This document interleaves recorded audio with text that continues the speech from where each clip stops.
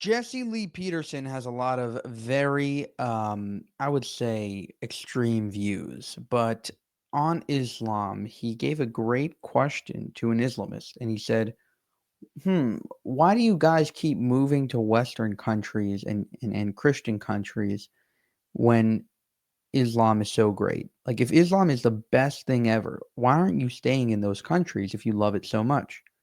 Why do you live in a white country rather than your own country? You live in It's not a London white there. country. Why do you live in a white country? I'm It's sorry? not a white country because I want to tell people about Islam. And if I stay in a Muslim country, they're already Muslim. So there's no point of me telling them about Islam, right? So I have to be in a place where people are not Muslim, right? So if I'm in the UK, there is a lot of people who are from different religions, different faiths, where I can have a dialogue, because this is what I do, right? Interfaith, religious discourse, and all of that. So I engage with different people. Could a Christian move to a Muslim country and freely and openly convert the people from Islam to Muslim? I mean, to Christian? Well, ideally, under Islamic law, no, you're not allowed to, because Christianity is false while Islam is the truth. You don't allow these harmful ideologies to infiltrate into our people. When tolerance becomes a one-way street, it leads to cultural suicide.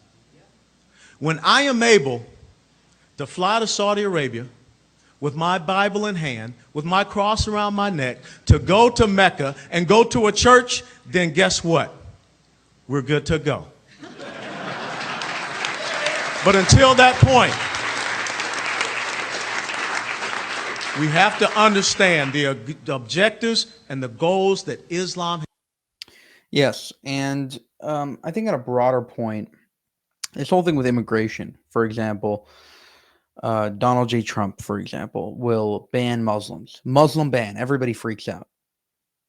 Would Islamic countries allow European Christians to go and then spread their ideology en masse? Would they allow that? Probably not.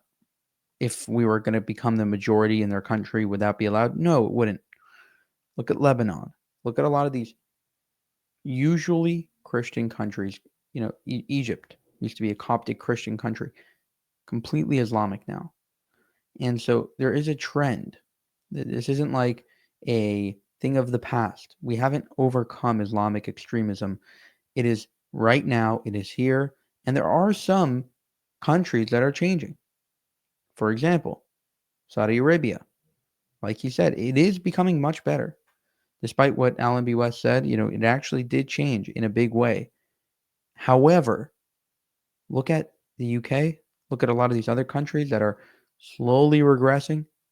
And so in our attempts to maybe modernize a lot of these Muslim, and so what's interesting to see is that the Muslim countries understand the problem they face with radical Islam much better than the West.